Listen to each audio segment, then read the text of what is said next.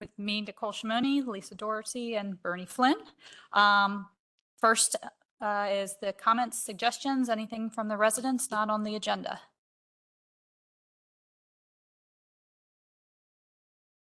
Okay, so let's move to the discussion items.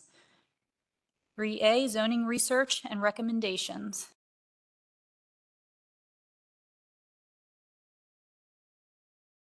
So I know this is something that the chairperson was interested in discussing with the committee. What I emailed you about earlier today. Yeah. Okay, yes. So I am interested in taking another look at our zoning codes and our ordinances.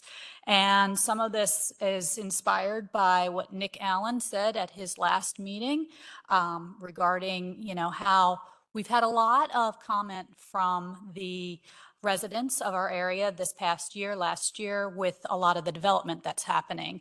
And, you know, a lot of those comments, when we look at them, you know, they're related to things that are in our ordinances and not necessarily that we can change as a council, we can, with a vote right now. We have to look at those ordinances. So I am proposing that we take another look at our ordinances and what they say, and if there are any gaps in them that would potentially create future, lessen the quality of life of our residents in the future. I'd like us to just take another look and potentially see if we can make some updates and changes. Makes sense to me, and I think we'll protect the borough and residents, as you said, quality of life long term. Yeah, I agree as well. I attended most of those meetings, and the main contention was combining multiple lots to be able to build high rises. And that was Nick and I talked about that. That's like, for example, give me an example, which is already done, Mitch's Gym. Mr. Khan bought Mitch's Gym, then he bought the Social Security building, then he bought the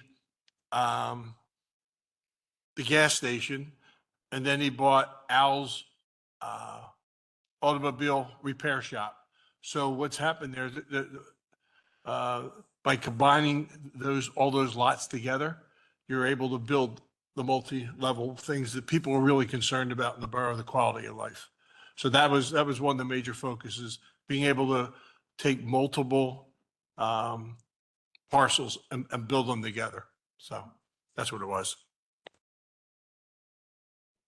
I also heard a lot about how much parking was, when those were proposed to be built, the ratio of parking and whether or not there's enough. And so that's something I'd also be curious to have us delve into and see if we can, there are gaps or things that we can improve upon. Well, I think the zoning committee would need some direction from council on what we're interested in looking at, you know, because, or planning or whatever it is, because just by looking at something, they wouldn't know what we actually want them to look at.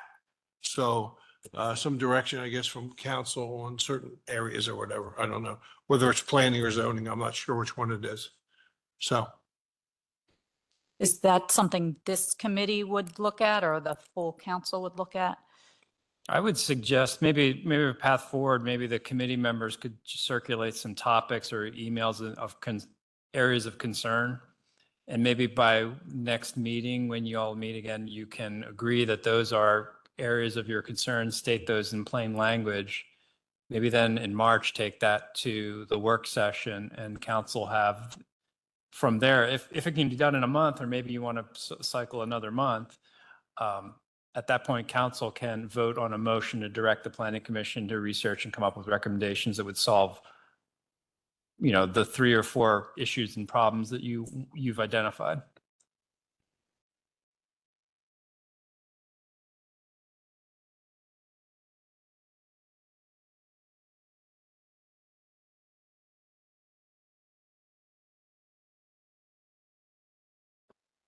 Elian Baptiste, Walden Drive. I would suggest that the zoning commission, they meet regularly with these builders, and they've had 2 meetings every month. And so many of them know what the actual issues are. They're very involved, they're very astute, they're very learned on the complications that the borough faces and what repeatedly comes up, such as height restrictions and measuring height and setbacks. And of course, the reverse lot divisions. So I would suggest that, you might want to have a conversation with them, because all of them seem to have a pretty good handle on what are the touchy issues in the borough. And a lot of people have come out to these meetings. I've been going for the last 6 months at least. And so they know, they have the pulse of the community, because a lot of the community has gone out to these meetings. So before you start, arbitrarily having, figuring out what's important, I think you should really check in with the people who are on the front line of zoning, because they have a lot of insight. And go to the zoning meetings, because you'll get a wealth of information.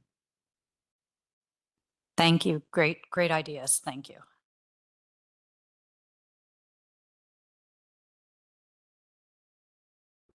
Okay, we'll move on. Update on short-term rental ordinance. Yeah, I think it's important to bring this issue up again with council, because in the fall of 2023, council, a majority of council agreed to move forward with an amendment to the zoning ordinance to define what short-term rentals are and to permit them to be, to permit them in the town center district by conditional use. But before we scheduled that hearing, we wanted the zoning officer to do some additional research. And then we reached the end of the year. There was a change of council. Our building and housing director resigned, and we have 2 new members on council, Nicole and Brian. And it would be wise, I think, to take up the issue again, because it is time sensitive. We do have to make a decision. The status quo of short-term rental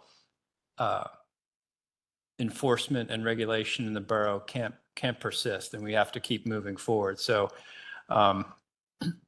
legal counsel will be with us next Wednesday night at the business meeting to have a conversation to build consensus around what direction the 7 elected members of council want to go in with a draft for the short-term rental ordinance. Legal counsel has prepared a set of memos and information that we received today. So I think it best that we get those to you all as soon as possible, so you can be prepared to have that conversation next week. There's history in here in the memo that explains why we are where we are today, what decisions and we didn't have full unanimous consensus on what we wanted to do, but we seemed like we had at least 4 people who wanted to go a certain direction with permitting them in the town center district under certain regulations. But we need to figure out what our path forward is with changes to the ordinance, and we can do that together as a group next Wednesday. So rather than really get into the details tonight, I thought maybe we should take care of it next week with this information, and everyone will get a quick read from the solicitor on that. I agree. Yeah. Yeah. Also, Mr. Metrick, I saw on the Commonwealth Press, from coming out of Harrisburg, that the Supreme Court of Pennsylvania has upheld the ability of municipalities to prevent, if they want to, Airbnbs or short-term rentals in residential districts. It's a Commonwealth statute that just came through. I forwarded it to Ms. Camp, and I'm sure she'll have that for us for next week. So. It'll be Michael Gill joining us, but Yeah. he'll be ready to help. Yeah. All right. Any comment from the residents or those in attendance? All right, we'll move on to item C, update on selected land developments and subdivisions.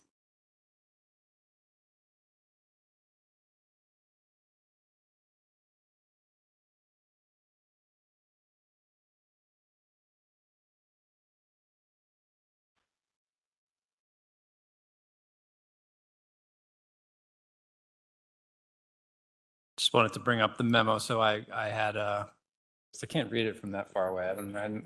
I need a new prescription. There are 4 major projects underway in some stage of approval right now in the borough, and even some that are doing some site work for stormwater. The Wyeth property, as it's known, has submitted final plans, and that's a roughly 500,000 square foot warehouse distribution center in 2 buildings on that 25 to 27 acre site. Planning Commission, it is going to be on their agenda in February. We may get a recommendation from them in February. We will most likely get one in March. So I would expect either to be talking about this in Smart Growth in March or April, which would be the final plan approval. 330 West Market Street, and I've put in some information about, just some general numbers and statistics for what those are. That's a large multifamily development, and council approved preliminary plans in fall of last year, and final plans were submitted. We did get an extension of review because we still have an outstanding issue concerning space dedicated for recreation and open space. And we need clarification from that from the applicant's counsel. We haven't received that yet. And the legal counsel for the borough on that project is Jonathan Long. It's conflict counsel that borough counsel appointed. That's using counsel a lot in several sentences. And on the first land development with Wyeth, we also have conflict counsel because we had issues where West Goshen Township was required legal representation on transportation and circulation issues, and the same law firm represents West Goshen and Westchester Borough. So at that point, when that happened, borough council appointed conflict counsel, and that lawyer's name is Michael Crotty, and he has been advising us on that. 250 East Market, also we have conflict counsel. Jonathan Long is assisting with us with that. Borough Council approved preliminary plans in spring of 2022. That is a 5-story multifamily development on the former Rubenstein site. We went through a very lengthy sewer facilities planning module process. We couldn't approve that plan as it was submitted because what we found when we looked at flows and capacity in our conveyance system is that it couldn't handle anything more. So in order to accommodate that development, we would have to increase our conveyance capacity, and that can't happen overnight. That has to be done with cooperation of the developers, and we had to do some research to find out what was the best plan, and that took some time. That took 8 to 9 months to figure out. We have a plan in place thanks to our sanitary sewer team at Pennoni, and the applicant has submitted their sewer facilities planning module to DEP for their review and approval. That process is going to take 4 to 5 months to go from start to finish. So we are in about month 1 of that process. So it will be a while before you see final plans, because to get final plan approvals and start actually developing the site, the applicant will have to get all of these outside agency approvals, and one of them for this site being the sewer module. 410 South High is the last one on our list here. That was most recently approved by council. Preliminary plans were approved in December. You are aware that there was a case filed challenging that approval, and I'll say more about that offline. I won't say more about that at a public meeting. And as of right now, we have not received final plans, and again, the applicant has to go and seek their permits from outside agencies before they can permit. So nothing's happening anytime soon on that property, but you will probably see final plans, and we'll also have to look and see where this legal case goes. But I wanted everyone to be aware of the big fish in the pond.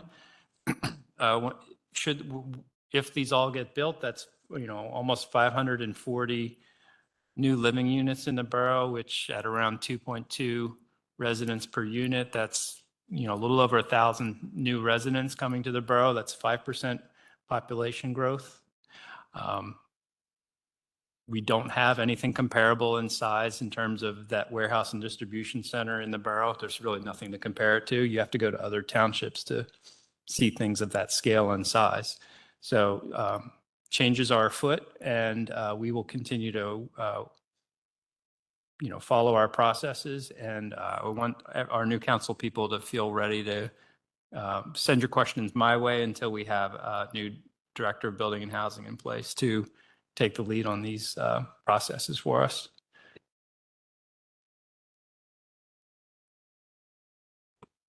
Thanks, Sean. And I see Ann raising her hand. Come on up.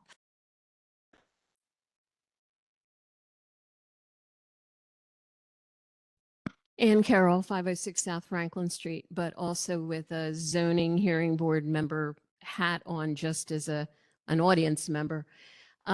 There were zoning hearing board decisions affecting number 1 and number 3. And if every zoning hearing board decision carries with it as part of the decision requirement, it's contingent upon all activity being in keeping with the testimony and submissions that were presented. And there's a lot of discussion about the Adams Street parking with regard to number 1. And one of the conversations I had before the meeting was that the plans are showing trucks leaving onto South Adams Street or entering onto South Adams Street.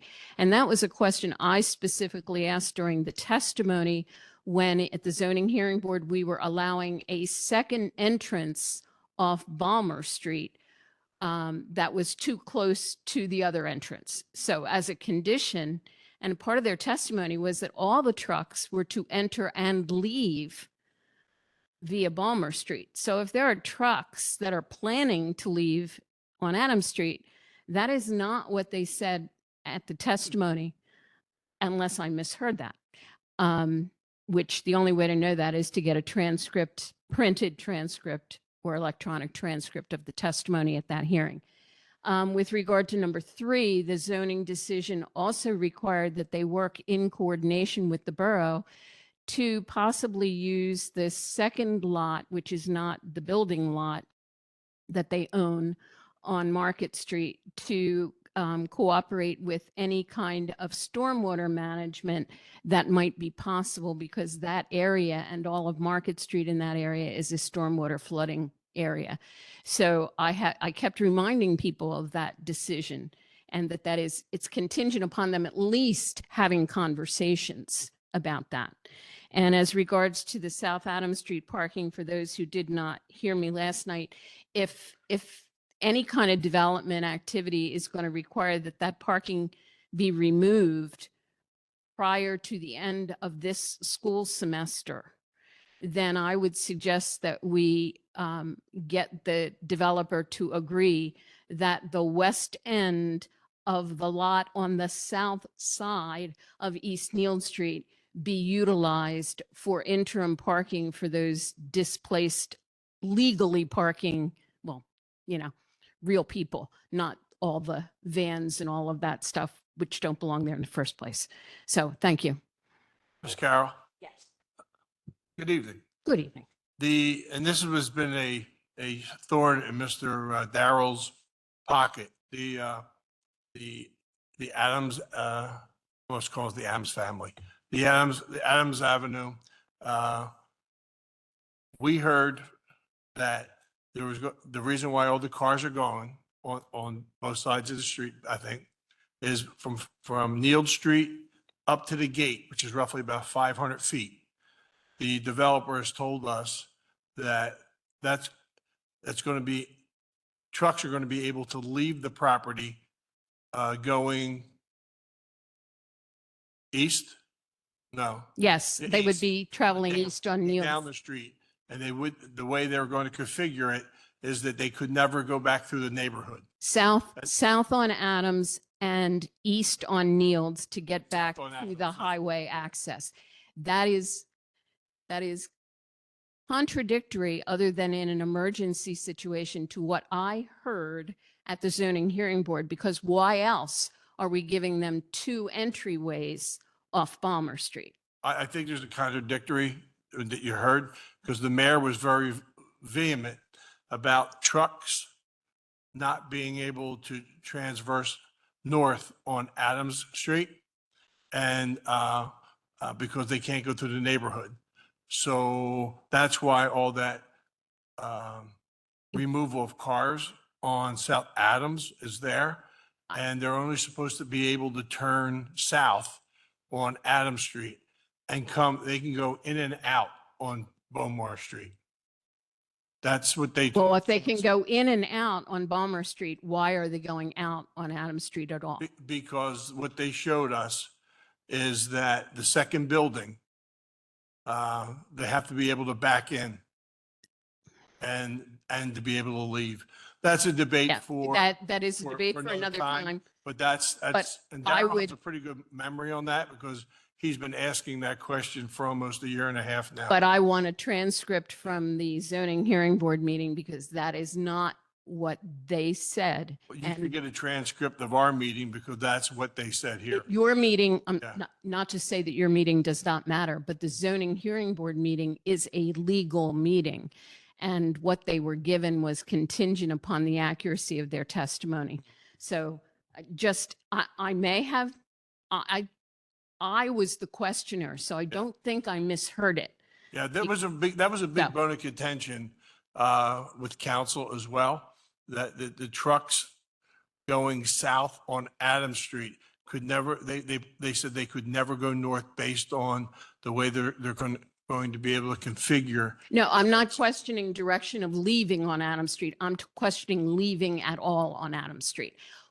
We have Okay. two different entryways for that reason. Right, exactly. Yep. Yeah. So is there a way to get this information so that we can kind of make sure that everybody's memory is accurate? Yeah, the document that needs to be reviewed is the ZHB decision and order.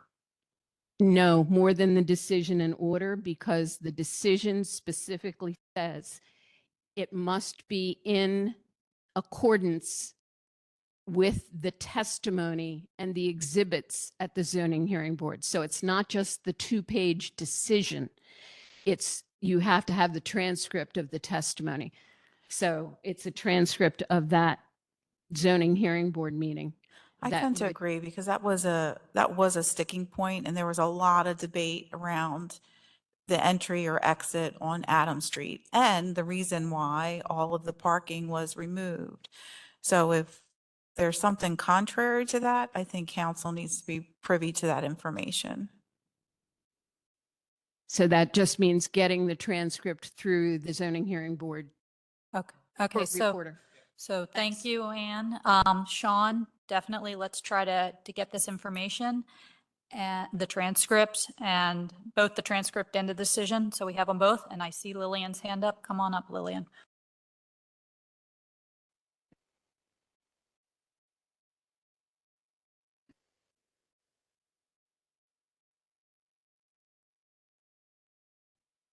To make it clear, my question during that time of the vote was why they needed to use Adams Street at all. And I said that. I didn't think they should be going any direction on Adams Street. I didn't feel like they needed to be on Adams Street when it's such a big property and you have Balmer and you have Neal and you have all that access from Balmer, and it's such a big property.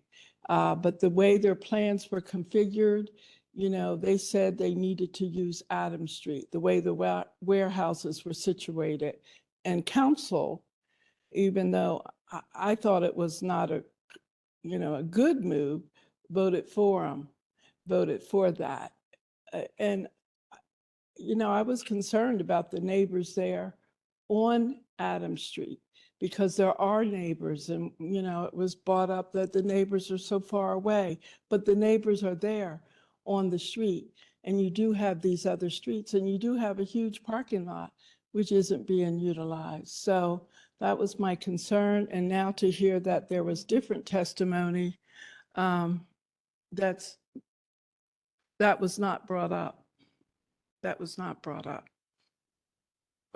Thank you. Yeah, again, we'll get all that information so that we can make sure we have accuracy. Mr. Metrick, to be able to make sure that it doesn't get lost in the weeds, where do we put that investigation on an agenda somewhere? Because we're talking about it now. It won't go into work session because we have to do research and somebody has to re-explain it to us. Yeah. So, Yeah, I think you need to be prepared. We know that final plans have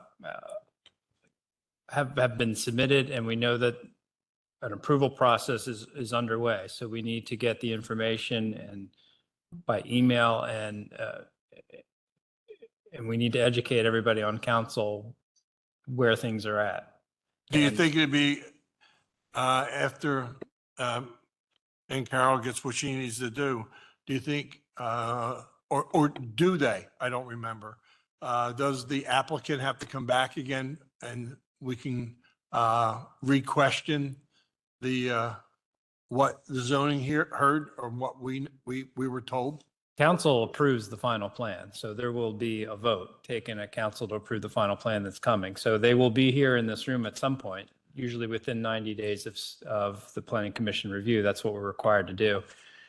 And it has my attention, I guarantee you. And I'm actually talking to the legal counsel tomorrow at 1 o'clock on a call to make sure I can fill in and do what needs to be done and keep everybody educated as to where we're at and what we can and can't do.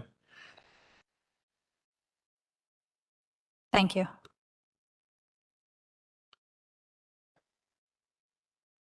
Darrell Cook, South Walnut Street. I'm concerned about the ponds that I've observed this year after 5 dry days. Significant amounts of water were still on the property. And if nothing's going to be done further to the site before mosquito season this year, I think something should be done. Thank you.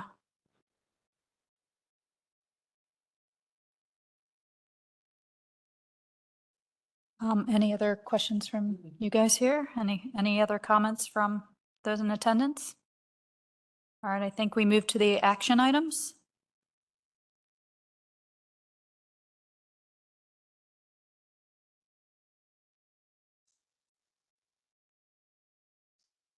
All right, so A, motion to approve environmental covenant 301 West Gay Street.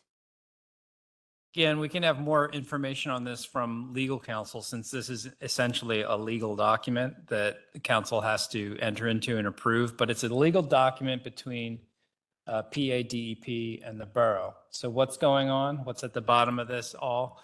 There is a site in the borough that is adjacent to borough-owned property. The borough-owned property is we call it lot number 6. It's the surface parking lot on Hannum and Gay Street that the county mostly leases from the borough.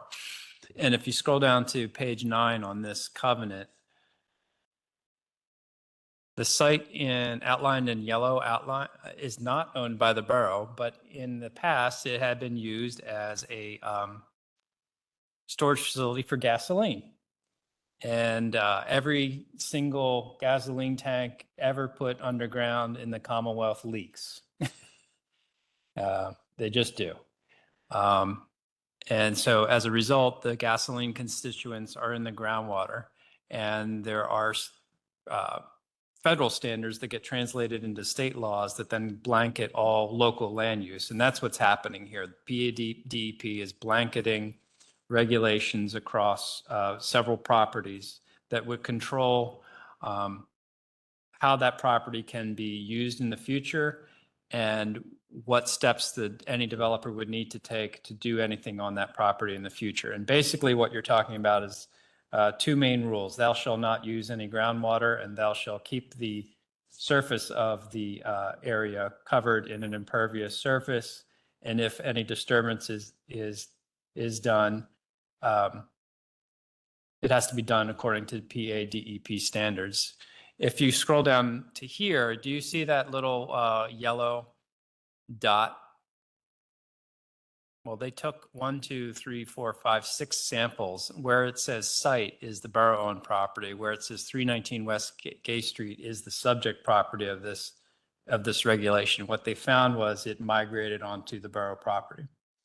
Therefore, the borough is similarly encumbered or blanketed should it ever develop this corner of the property to contact DEP to go through those processes, because one of the samples detected contaminants. So that's what's before council tonight, is this agreement between PADP and the borough acknowledging the presence of this soil and groundwater contaminant and committing to future regulatory processes should we ever develop this or sell it or whatever is going to happen in the future to this property, that those regulations are followed.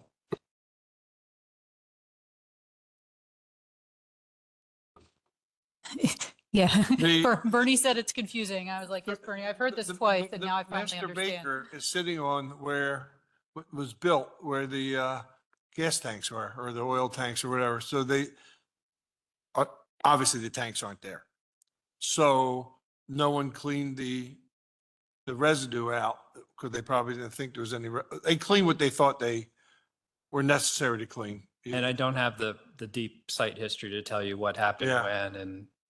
And Lisa would know this better than me, but I think that was called Spaz Lot. And I think there was a beer distributor on there for quite a while. So what I'm concerned, confuses me is stuff goes downhill. Water goes downhill. Oil goes downhill. Why is it coming uphill? Yeah, the lot. Yeah, it's going uphill. I've dealt with contaminated sites in other locations, and it doesn't always follow topography. No? No, yeah. Okay. Generally it does, but it doesn't always. All right. So what are we supposed to do? I I- read the thing and it was like reading Latin. Why don't we do this? Why don't, if the committee's not comfortable making a recommendation, why don't I get some more advice from legal counsel on this issue? Kristen's very familiar with environmental covenants of this type. I'll have her put together a short memo for everybody to consider at the work session. We can put this as a no committee recommendation item, so you all understand. There is no clock ticking here. This is not an urgent matter. If it takes an extra month to approve the covenant, I think that'll be fine. Will we be in jeopardy with the county since we know that the area is migrating to the surface or whatever it is? No, as long as you don't have any development plans in the near future for the Okay, site. Yeah. All right, any other questions? No? Any questions from anyone in the field? All right, so we will get more information on that one. Moving to 4B, motion to appoint Westchester Borough Zoning Officer. I think I circulated the proposal to the committee. This is an interim measure, at least as long or maybe even longer, depending on who we end up hiring to be the new director of building and housing, whether or not they would have the ability to do zoning reviews. But in the meantime, we can send our zoning reviews to Yerkes Associates. They actually just celebrated 150 years in business.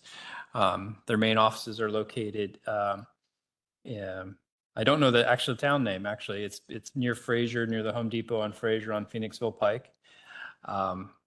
I have worked with Yerkes before in other locations, and we have a point of contact our point of contact will be Mike Barbieri from Yerkes. And we actually need those services right away because we don't currently have a zoning officer, and we have a shed and a deck to review as of right now.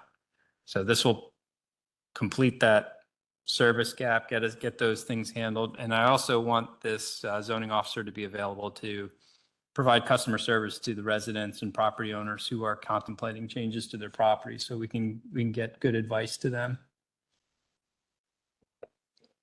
Good. Any questions, Lisa? No, you're good. Anyone have any questions out? Anne? No? Yes?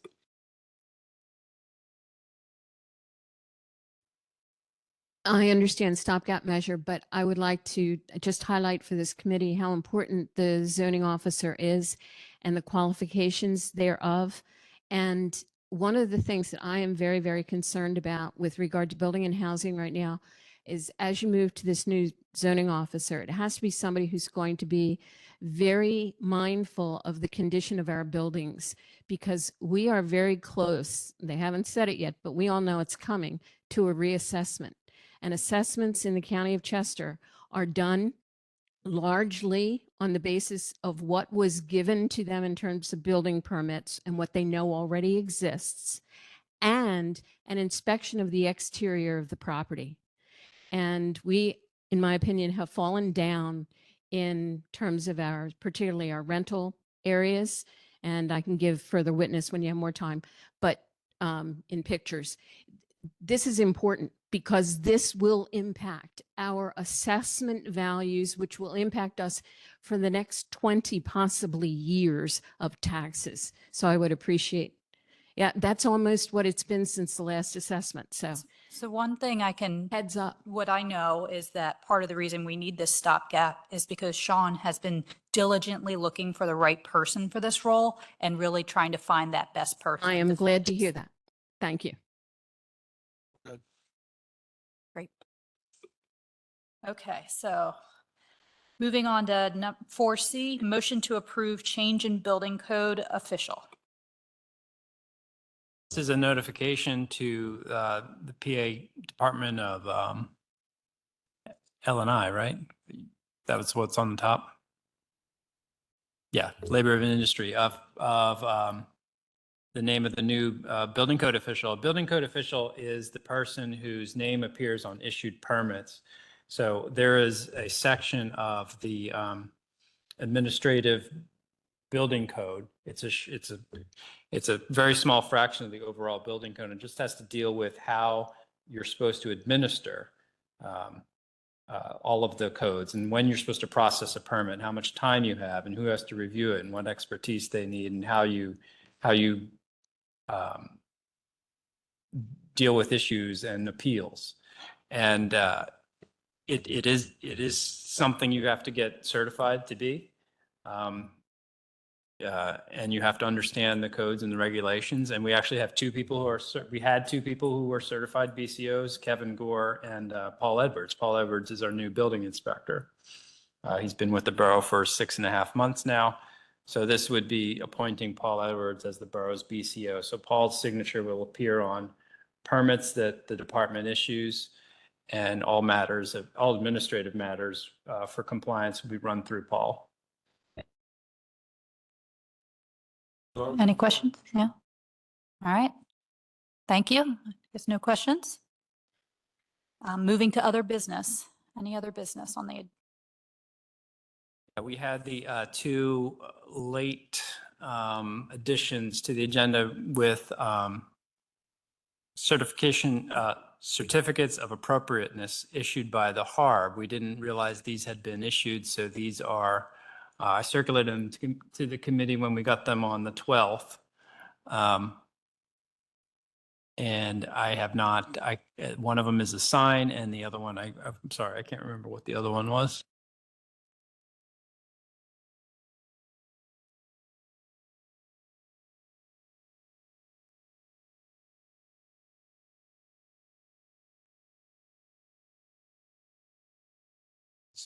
Yeah, I think this guy came to us before too, so. The sign, 25 North Walnut, did get a recommendation from HARB to approve, and the other one?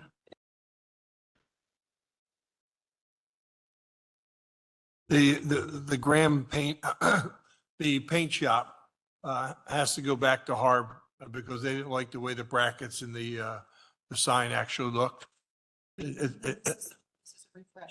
Yeah, yeah. It's the last line on that one says Harb prefers the sign brackets to be designed differently, not acceptable to the applicant, right under findings. There's only one, but the second page is application of some sort, handwritten.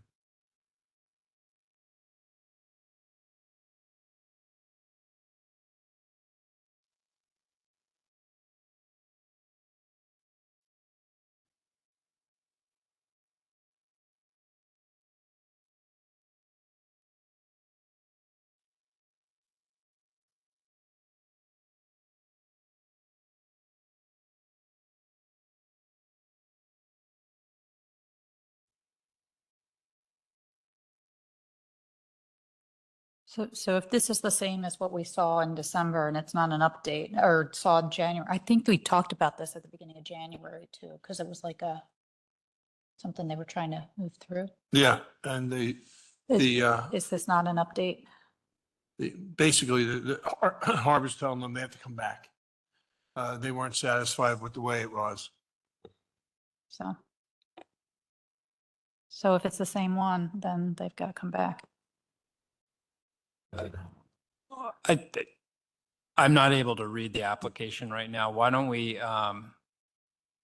would the committee consider not having any recommendation on this matter? And then we can take it up on Tuesday when we have a few more moments to look at it.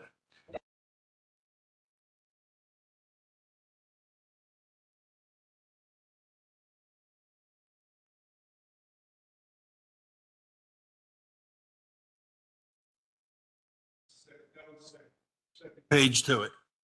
Yeah, I was his handwritten note, and on the original one, the findings basically said that I guess they have to act within a certain amount of time, and they gave it to us, and I guess we're just referring it back to Harb. I'm a little confused because it says the board recommends approval of certificate of appropriateness for the application, right, as submitted with the following conditions. And this says they have to go back to Harb on that last line. Yeah.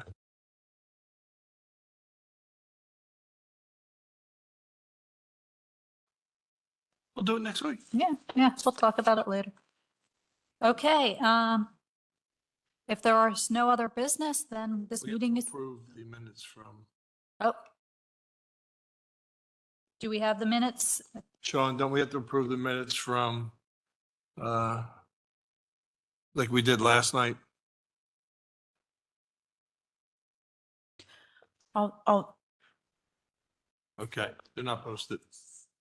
Can't approve them. All right, so we'll do that next time. And so this meeting is adjourned.